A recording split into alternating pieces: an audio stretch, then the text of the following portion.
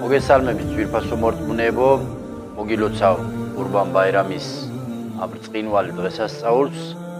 ღმერთმა მიიღოს ჩვენს მიერ შესრულებული ყოველგვარი ღვთისმსახურება, ჩვენი ლოცვა ვედრება და ჩვენი შეძირული ყურბანი. ყურბანი ღმერთთან დაახლოებას ნიშნავს და ასევე ყურბანი ეს არის ღმერთზე მორჩილების გამოხატულების ყველაზე საუკეთესო ფორმა.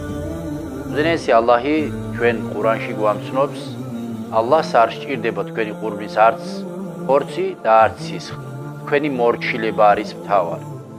ასევე გამჩენილი ალლაჰი ჩვენ გვამცნობს ყურანში, რომ ადამიანებს შორის ყველაზე ძვირფასი ღმერთის წინაშე ყველაზე კარგი თაყვანისმცემელი ადამიანი.